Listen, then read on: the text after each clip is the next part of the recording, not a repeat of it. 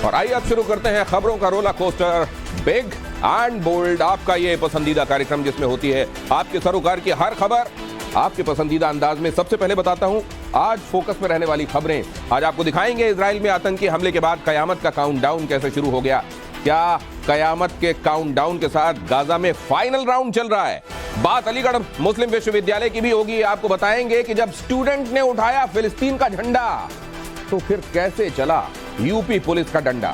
5 राज्यों में चुनाव की तारीखों का ऐलान, मच गया सियासी घमासान। वोटिंग से लेकर नतीजों तक पूरा चुनावी चार्ट आपके सामने होगा। और अमेरिका में सनातन की जय जयकार, 185 एकड़ में प्रभु का दरबार, कैसे हुआ सबसे बड़े मंदिर का सपना साकार, ये भी आपको बताएंगे। लेकिन पहले ये अहम खबर देखिए, इजराइल और फिलिस्तीन के विद्रोही गुट हमास के बीच तीसरे दिन भी भीषण जंग जारी है। इजराइल की एयरफोर्स लगातार गाजा पट्टी में हमास के ठिकानों पर एयर स्ट्राइक कर रही है। कल पूरी गाजा पट्टी इजराइल के हमलों से थर्राती रही। इजराइल का दावा है कि उसके 50 से 60 लड़ाकू विमानों ने गाजा पट्टी में हमास के ठिकानों को निशाना बनाया और उसके कई आतंकियों को मार गिराया। पिछले 3 दिनों से इजराइल की तरफ से किए गए हमलों में फिलिस्तीन के भीतर 500 से ज्यादा लोगों की मौत हो चुकी है, जिसमें हमास के सैकड़ों लड़ाके शामिल हैं। असल में इजराइल और हमास के बीच शनिवार को जंग शुरू हुई और उसी दिन इजराइल ने गाजा पट्टी पर धावा बोल दिया था। उम्मीद की जा रही थी कि अपनी सैन्य ताकत के दम पर इजराइल बहुत जल्द इस जंग को खत्म कर देगा, मगर 3 दिन बीत जाने के बाद भी वो हमास के लड़ाकों का खात्मा नहीं कर पाया है। इजराइल पर हमास के ताबड़तोड़ हमले जारी हैं। पिछले 3 दिनों में हमास के भीषण हमले में इजराइल में 700 से ज्यादा लोगों की मौत हो चुकी है, जिसमें 40 से ज्यादा इजराइल की सेना के जवान बताए जा रहे हैं। शनिवार को हमास के लड़ाके इजराइल की जमीन पर दाखिल हुए, जिसके बाद नेतन्याहू ने जंग का ऐलान कर दिया। ऐसा माना जा रहा था कि इजराइल में घुसे लड़ाकों को पहले ही दिन ढेर कर दिया जाएगा, मगर 3 दिन बीत जाने के बाद इजराइल की सेना हमास के उन लड़ाकों का खात्मा नहीं कर पाई जो शनिवार को वहां दाखिल हुए थे। यह दावा खुद इजराइल की मीडिया की तरफ से किया गया। दावा है कि इजराइल के दक्षिणी इलाके में अब भी हमास के कई लड़ाके डटे हुए हैं। ये वो लड़ाके हैं जो शनिवार को इजराइल में घुसे थे और अभी तक वो इजराइल की फोर्सेस के खिलाफ मोर्चा संभाले हुए हैं। खबर है कि दक्षिणी इजराइल में ऐसे 7 से 8 इलाके हैं जहां हमास के लड़ाके इजराइल को कड़ी टक्कर दे रहे हैं। हालांकि इजराइल की सेना का पूरा फोकस गाजा पट्टी पर है, जहां हमास के सैकड़ों गुप्त ठिकाने हैं। इन्हीं ठिकानों से अक्सर इजराइल की तरफ रॉकेट दागे जाते हैं। इजराइल और हमास के बीच चल रही जंग विश्व युद्ध की शक्ल भी ले सकती है। हम ऐसा इसलिए कह रहे हैं क्योंकि बहुत जल्द इस जंग में अमेरिका की एंट्री हो सकती है। अमेरिका ने अपना एक खतरनाक जंगी जहाज इजराइल के करीब भेज दिया है। आपको बता दें कि इस जंग में अमेरिका का समर्थन इजराइल के साथ है और अपने जंगी जहाजों के जरिए वो इजराइल के चारों तरफ किलेबंदी कर रहा है, ताकि अगर फिलिस्तीन की तरफ से बड़ा अटैक किया गया तो उसे मुंहतोड़ जवाब दिया जाएगा। मगर जैसे ही अमेरिका इस जंग में कूदेगा तो दूसरी तरफ से भी कुछ दूसरे बड़े देशों के युद्ध में शामिल होने का अंदेशा है। अमेरिका का दावा है कि इजराइल पर हुए हमले के पीछे ईरान का बहुत बड़ा हाथ है। अमेरिकी अखबार वॉल स्ट्रीट जर्नल ने एक रिपोर्ट में दावा किया है कि खुफिया एजेंसियों ने वहां की सेना ने इजराइल पर हमले के लिए हमास की मदद की। ईरान की मदद के बगैर इजराइल पर इतना बड़ा अटैक पॉसिबल ही नहीं था। यह दावा भी किया गया कि 1 हफ्ते पहले लेबनान की राजधानी बेरूत में ईरान और हमास के बड़े अधिकारियों की बैठक हुई और उसी बैठक में इस हमले की अंतिम रणनीति बनाई गई और उसे अंजाम तक पहुंचाने का प्लान बनाया गया।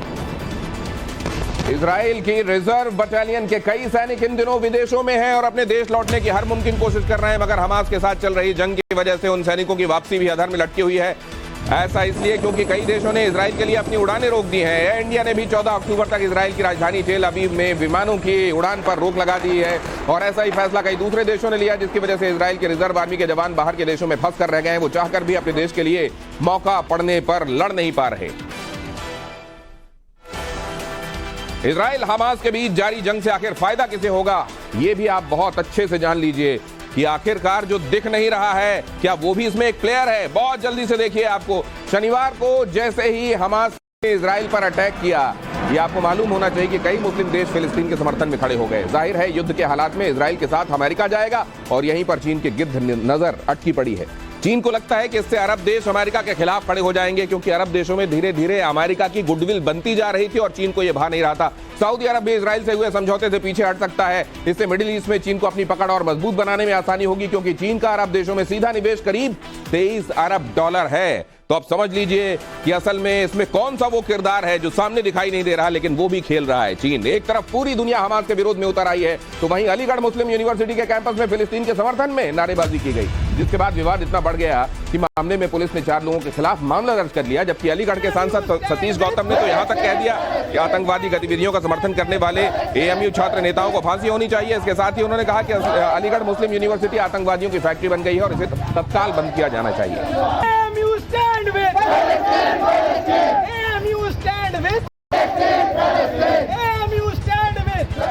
कानपुर में आईआईटी में आयोजित एक स्पोर्ट्स इवेंट के दौरान जमकर हंगामा देखने को मिला, जब कबड्डी की मैच के दौरान दो टीमों के खिलाड़ी आपस में भिड़ गए, जिसके बाद कबड्डी का मैदान कुश्ती के दंगल में तब्दील हुआ दिखाई दिया।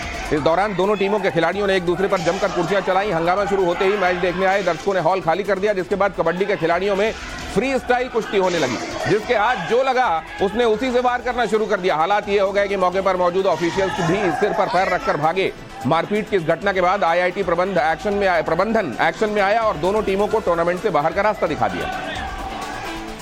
के अरवली से हादसे की दिल दहला देने वाली तस्वीरें सामने आई हैं। मोडासा इलाके में मवेशियों से भरा एक ट्रक हाई टेंशन वायर की चपेट में आ गया, जिसके बाद उसमें भीषण आग लग गई। इस अग्निकांड में जहां ट्रक में भरे सभी मवेशी जिंदा जल गए, वहीं ट्रक में मौजूद 5 में से 3 लोगों की दर्दनाक मौत हो गई, जबकि 2 लोगों ने वक्त रहते ट्रक से छलांग लगाकर अपनी किसी तरह जान बचाई। बताया जा रहा है कि आग लगने के बाद स्थानीय लोग मौके पर पहुंचे, लेकिन तार की चपेट में आए ट्रक से लोगों को निकालना मुहाल हो गया। बाद में फायर ब्रिगेड की गाड़ी ने आग पर काबू पाया, लेकिन तब तक ट्रक बुरी तरह जलकर राख हो चुका था। 3 लोग जान से हाथ धो चुके थे। मध्य प्रदेश के ग्वालियर में एक सरपंच की ताबड़तोड़ गोलियां मारकर हत्या कर दी गई। दिन दहाड़े हुए हत्याकांड से पूरे इलाके में सनसनी फैल गई।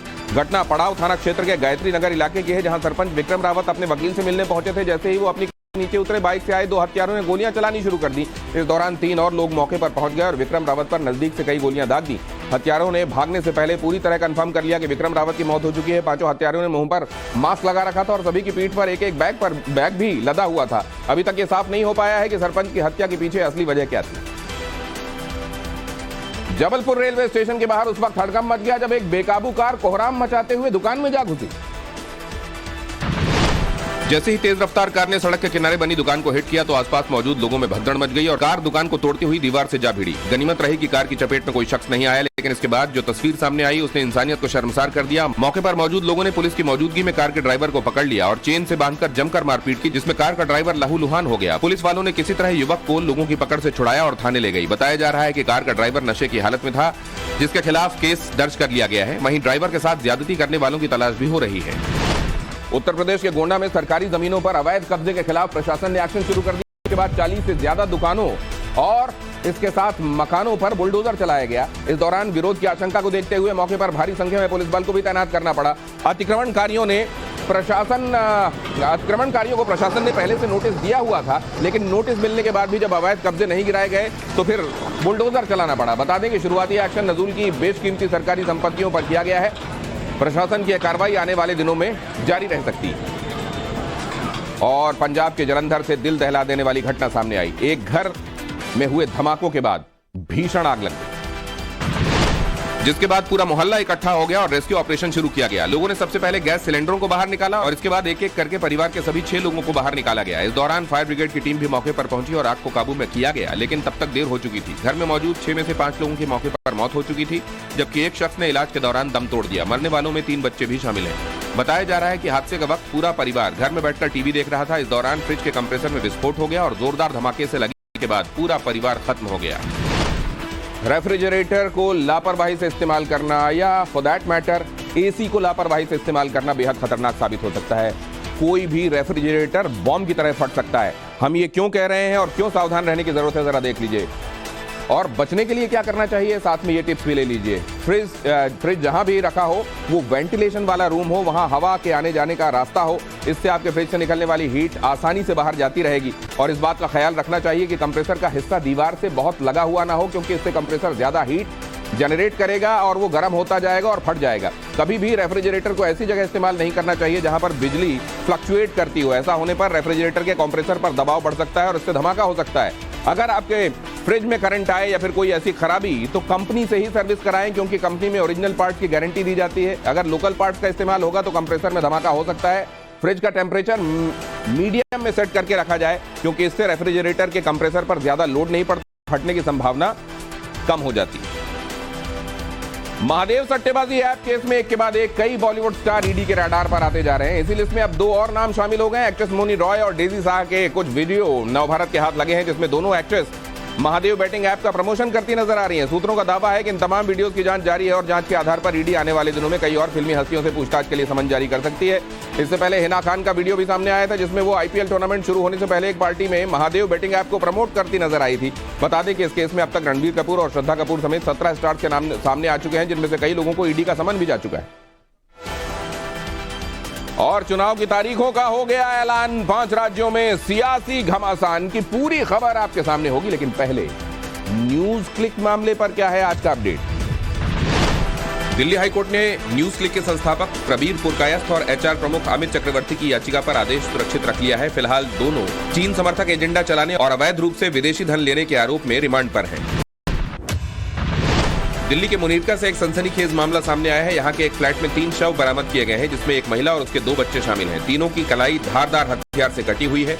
महिला का पति नारकोटिक्स कंट्रोल ब्यूरो में तैनात है। बिहार के मुजफ्फरपुर में शव को नहर में फेंकने के मामले में 3 पुलिसकर्मियों को सस्पेंड कर दिया गया है। 2 होमगार्ड के जवानों को लाइन हाजिर किया गया है। सड़क दुर्घटना में मृत शख्स के शव को पुलिस वालों ने नहर में फेंक दिया था। चुनाव आयोग ने मध्य प्रदेश, राजस्थान, छत्तीसगढ़, तेलंगाना और मिजोरम में विधानसभा चुनाव की तारीखों का ऐलान कर दिया है। एक नजर इन्हीं 5 राज्यों के चुनावी टाइम टेबल पर बहुत जल्दी से डाल लीजिए। छत्तीसगढ़ में 2 चरणों में 7 और 17 नवंबर को वोटिंग होगी। मध्य प्रदेश में 17 नवंबर को मतदान होगा। 23 नवंबर को राजस्थान और 30 नवंबर को तेलंगाना में वोट डाले जाएंगे, जबकि मिजोरम में 7 नवंबर को मतदान किया जाएगा। मध्य प्रदेश में अभी बीजेपी सत्ता में है, तो राजस्थान और छत्तीसगढ़ में कांग्रेस की सरकार है। तेलंगाना में केसीआर की बीआरएस और मिजोरम में मिजो नेशनल फ्रंट सत्ता में है। सभी 5 राज्यों में एक साथ 30 सितंबर को रिजल्ट आएंगे। अगली अहम खबर, 5 राज्यों में चुनाव की तारीखों का ऐलान होते ही जीत की दावेदारी तेज हो गई। छत्तीसगढ़ के सीएम भूपेश बघेल ने कहा कि चुनाव के लिए हम तैयार हैं। वहीं कांग्रेस अध्यक्ष मल्लिकार्जुन खड़गे ने बीजेपी पर निशाना साधते हुए कहा कि तारीखों के ऐलान के साथ बीजेपी की विदाई का उद्घोष हो गया। कांग्रेस के तंज पर बीजेपी ने पलटवार किया। बीजेपी अध्यक्ष जेपी नड्डा ने कहा सभी राज्यों में बीजेपी की सरकार बनेगी, हर जगह कमल खिलेगा। इस बीच राहुल गांधी ने चुनावी वादा करते हुए कहा कि अगर छत्तीसगढ़ में दोबारा कांग्रेस की सरकार आती है तो बिहार की तर्ज पर छत्तीसगढ़ में भी जातीय जनगणना होगी। अमेरिका में सनातन की जयकार, 185 एकड़ में प्रभु का दरबार। खबर पर पूरी डिटेल आगे, लेकिन उससे पहले देखिए चुनावी राज्यों के लिए बीजेपी कैंडिडेट्स की एक और लिस्ट। बीजेपी ने आज मध्य प्रदेश की 57, छत्तीसगढ़ की 64 और राजस्थान की 41 सीटों के लिए उम्मीदवारों के नाम जारी किए। एमपी के सीएम शिवराज चौहान को बुधनी से टिकट दिया गया है। राजस्थान में पार्टी ने 7 सांसदों को टिकट दिया है। आज दिल्ली में कांग्रेस वर्किंग कमेटी की बैठक हुई। इसमें विधानसभा चुनाव की रणनीति और जातीय सर्वे पर चर्चा हुई। कांग्रेस ने दावा किया है कि जिन राज्यों में उसकी सरकार है वहां जातीय जनगणना होगी। इसके बाद आर्थिक सर्वे भी कराया जाएगा। पंजाब कांग्रेस अध्यक्ष अमरिंदर राजा ने केंद्र से सतलुज यमुना लिंक विवाद पर सर्वदलीय बैठक बुलाने की मांग की है। उन्होंने केंद्र पर पंजाब को रेगिस्तान बनाने की साजिश का आरोप लगाया। राजा ने इस मुद्दे पर पंजाब में पहले की तरह खून खराबे की आशंका जताई। बचपन से ही हमें बताया जाता है कि गाजर खाने से आंखों की रोशनी बनी रहती है, क्योंकि उसमें विटामिन ए होता है। गाजर के अलावा कई और ऐसे फल और सब्जियां हैं जिन्हें खाने से अपनी आंखों को आप स्वस्थ रख सकते हैं, और इन्हीं में से एक है अंगूर। दरअसल अंगूर एंटीऑक्सीडेंट से भरपूर होता है। इसमें ल्यूटिन और जीजेंथीन नाम के एंटीऑक्सीडेंट्स होते हैं, जो मसल्स को, आपकी आंखों की मसल्स को खास तौर से हेल्दी रखते हैं। रिसर्च में पता चला है कि इसके नियमित सेवन से आंखों की रोशनी बढ़ सकती है। रिसर्च में जिन लोगों ने 4 महीने तक रोजाना 1.5 कप अंगूर खाए, उनकी आंखों में बेहतर सुधार हुआ। अंगूर डाइटरी एंटीऑक्सीडेंट एजेस के विकास को रोकने में मददगार होता है, जिससे रेटिना को सुरक्षित रखा जा सकता है। और रिसर्च में यह सामने आया कि काले अंगूर में मौजूद रेस्वेट्रॉल तत्व एंटीऑक्सीडेटिव, एंटी एपोप्टिक और एंटी इन्फ्लेमेटरी गुण से भरे हुए होते हैं, जिसके खाने से ऑक्सीडेटिव स्ट्रेस से सुरक्षा मिलती है, जो आंखों की कोशिकाओं के लिए फायदेमंद है। अंगूर पर यह रिसर्च करीब 16 हफ्तों तक चली है, जिसमें सामने आया है कि नियमित अंगूर खाने वालों की आंखों की रोशनी बेहतर रहती है, बुढ़ापे तक चश्मे की जरूरत नहीं पड़ती। तो आज के बाद मैं भी अंगूर को परखने की कोशिश करूंगा। लेकिन